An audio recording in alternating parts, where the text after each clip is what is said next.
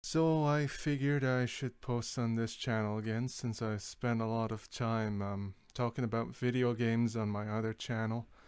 Uh, Decided to make this post-Valentine's video. I shaved, I'm wearing this shirt, just trying to look as adorable as I could possibly manage. Just to take the necessary measures so I don't start being taken seriously. Seems like an essential enterprise. Now, I was talking to someone yesterday about love, basically, and the proper conduct in love because, well, I posted this status on Facebook, which I'll read to you in a minute, but uh, what motivated me to do that was, well, I was thinking, like, people my age, we have this little meme that we do around Valentine's Day where we're posting like, oh, well, shoot, I don't have a girlfriend, you know. And I've been thinking about ethical conduct in relationships, and I came to the conclusion that, well, not having a girlfriend is really not such a bad thing. And well, let me tell you what I mean by that. Here's the status, quoting myself. Anyone feeling bad about spending Valentine's Day on their own? I'm not going to tell you that you're wrong about that. I'm about to tell them that they're wrong. If I think about it, I can't say I'm too upset about having a temporary rubber-mediated bond with someone I don't truly want to get to know. If anything, I'm sad that I'm not a suitable husband for anyone, and I would encourage everyone reading this, regarding of how arrogant and offensive it may sound. After all, how dare people hold themselves and others to absolute moral standards, to rearrange their views on boyfriends and girlfriends. Guys, there simply is no such thing. Happy Valentine's Day. Well, my position there is, of course, that the whole idea of our hierarchy of value in terms of human relations, to put it that way, it's wrong. It's actually the wrong way around. We think in terms of you find someone you like, you have sex, and then you establish a relationship and you see whether that lasts or not. And it's nowadays it's really like it's really not meant to. You're meant to enjoy yourself, and that's getting into like the David Brooks and the big me thing. But I'm improvising, so I'm not ordering this correctly. Much like how millennials don't order their thoughts on sexuality properly. Um, so that's the sequence. It's meeting someone you like, trying to have sex as soon as possible. Just the idea, it seems so crazy now. Uh, but I used to be quite invested in it, I suppose, as most people my age are, and then trying to see what happens next. Well, what makes this possible? I was talking about rubber mediation. That's a reference to contraception. Obviously, that's your driver for this whole. It's a luxury thing. We can afford to think this way now. Sort of. We can. That's like the modern thing. Like you can afford this materially, but it's not the kind of being that you are. And so you really have to think about, okay, so what's the input here? You're able to have this connection without making the connection. So what happens as well? The connection doesn't last because you're not putting in, like you're not making the wager. You're not fastening the shackle. And the term shackle might sound kind of intimidating, but I mean, honestly, what's not intimidating about letting someone inside of your body and your deepest secrets and entrusting them with everything that you care about? It's not a trivial thing. So I think that takes off the edge of arrogance in that Facebook post where I'm like, guys, look, we're going about this the wrong way. This is actually harmful. It's actually better to establish the relationship and then seal the deal. And out of that seal comes the family. That's the way it works. That's why we have so much hinging on this sort of stuff emotionally is because we're wired to think of it that way, but we don't because we can afford to materially, financially, we're able to do that, but not emotionally per se. Spiritually, certainly not. So then, a friend of mine, a former classmate, whom, to my great pleasure, has become a more spiritual person herself, although she's coming at it from an Eastern humanist perspective, which I'm like, but you know, I'm willing to have that conversation because it's better than someone advocating, I don't know, twerking or something on my timeline. I'd rather not have that.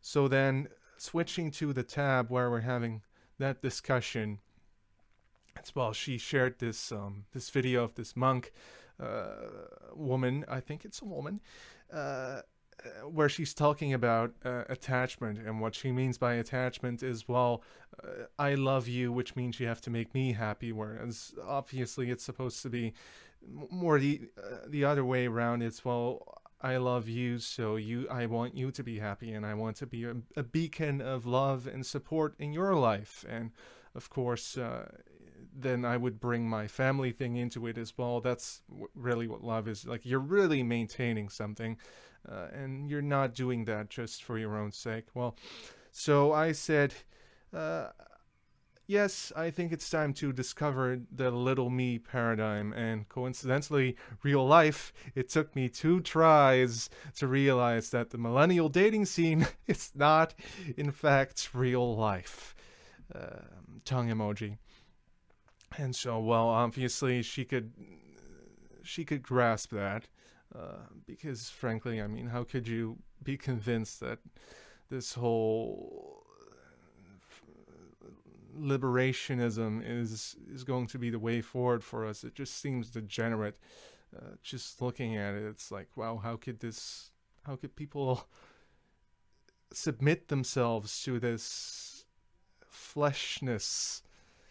Anyway, so then we're getting into like the David Brooks stuff because, well, what the monk talks about in terms of attachment, it's really like the big me thing. It's like the message that I was raised with. It's you're special. You're not like others. You're your own person, and you have the world at your feet. You're whatever you want to be. You could be anything. And so what comes out of that, I say, is, well, a very special person is entitled to some very special particular demands. And so what happens when you put 2 people like that together? Well, we're coming at it from this postmodern, like, my interpretation suits me sort of stuff. And then you get into Derrida, and video I saw recently of Derrida discussing love. It was kind of, I could relate to it more than I would care to admit, I'd say, because I'm quite a cold, calculating character. And so when what was it he said again? He was speaking of it, well, let's call it projection. So he was like, are you loving the person, or are you projecting these different things and loving those? And when it turns out that you don't have all of that neatly ordered in that person, then it's bye. Well, I mean, let's admit that this is a risk. I mean, we are given to these sinful tendencies, and this is what the millennial dating scene is. It's you watch your Hollywood garbage, you project that onto someone else. You watch your Pornhub, you project that onto someone else, and then you try to act that out and fail miserably, to both of your detriment. And then her response to that is, I would say, synergetic, certainly, but then she's coming at it from this Eastern humanist perspective. So what she winds up into is, you don't need to receive love in order to be happy if you can be love. You can sort of see it in the phrase, gotta love yourself before you can love somebody else. You are the only one who can manifest this from a state of being called unconditional love.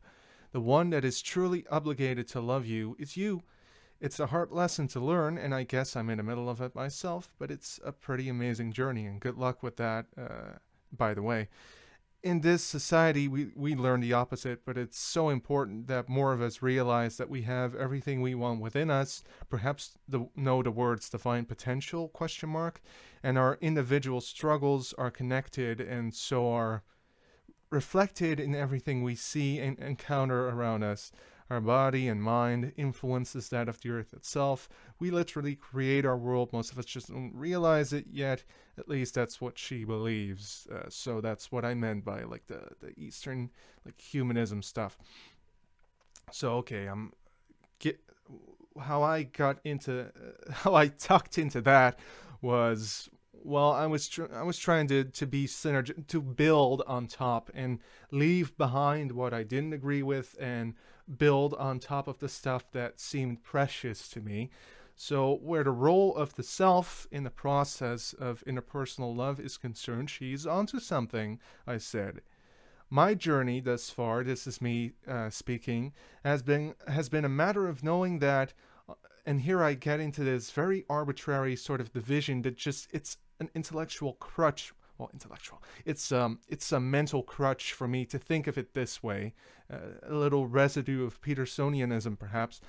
My journey thus far has been a matter of knowing that, on the one hand, this self-acceptance, which is, that's like the new agey thing that is being preached, screamed off the rooftops. I call that the maternal love of the self, which is self-acceptance, as opposed to the paternal love, which comes from veritably righteous conduct in a place in a moral hierarchy of sorts, is in fact conditional, and so the self-acceptance is in fact conditional and not the key thing, and that this is something I have no right of asking of anyone else. This is what I was doing in the relationships that I've had. I was looking for this maternal acceptance of me, which I was not offering myself, because you can't really live that way. And well, what I found out is you certainly can't demand that of anyone else. And of course, they were trying to do the same thing to me, so that just didn't work out. So the true love, I say, we should realize we do have always is, I think, the kind of love which sets standards unconditionally. I am a human being who sins, but I can move past that if I want to, day by day. So to bring that back to love in the context that is being discussed, it's become clear to me that I have to view myself as a foundation to let someone else build on, to let a child grow out of, rather than seeking that maternal love, which is what I did as a teen. So that's my background there. So what I was thinking about afterwards is Jacob's ladder.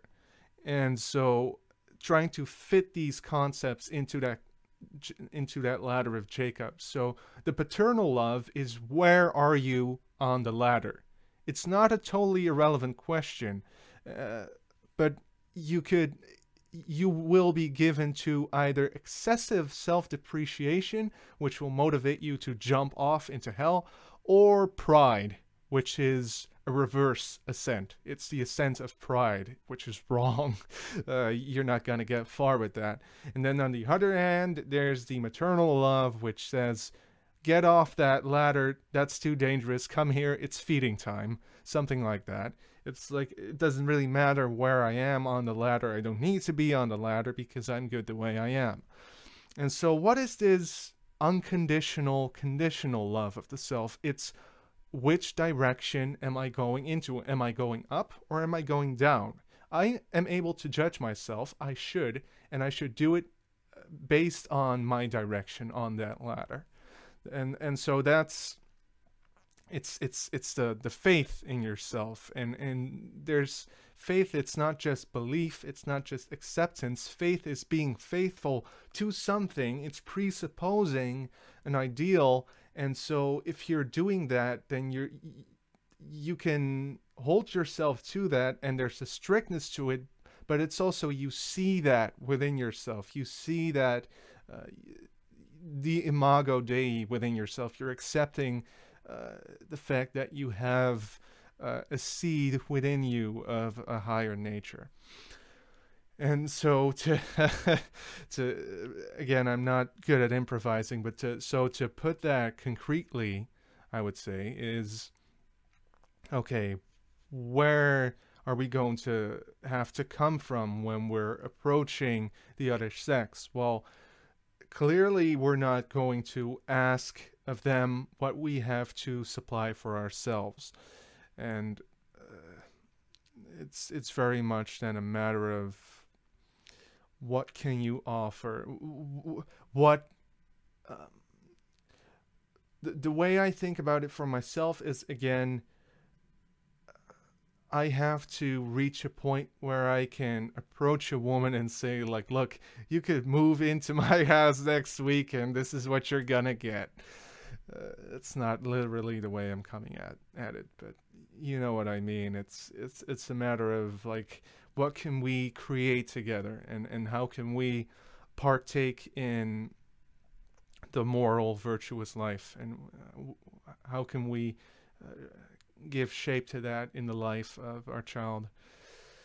That's more or less, and so that sounds very Christian, and I've been growing out of, not to make that sound arrogant, but to me it does feel like I'm approaching something higher. I'm growing out of the Petersonian Jungian thought, and I'm wrestling with this humanism that is, it's built into my presuppositions, because I've grown up in this age, and there's a little bit of that in, well, quite a bit of that in Peterson, and a lot of it in Jung, and so I'm trying to like poke myself in the axioms, to use Peterson's expression, and it's just been such a struggle, really. Like, I've been trying to get into church, but it's just been so difficult, and there's this visceral resistance within myself of, like, thinking along the lines of doctrine and believing in miracles. I have to see the package that I'm dealing with, and my hope is maybe if I understand it, I'll be able to live it. But that's getting way off topic. I hope the point is clear. So, to drive it home for the last friggin' time, think of the love of the self in terms of Jacob's ladder, and think of the love of another in terms of marriage. I think that's the healthy way to view it. And I think it's the antidote to the millennial message.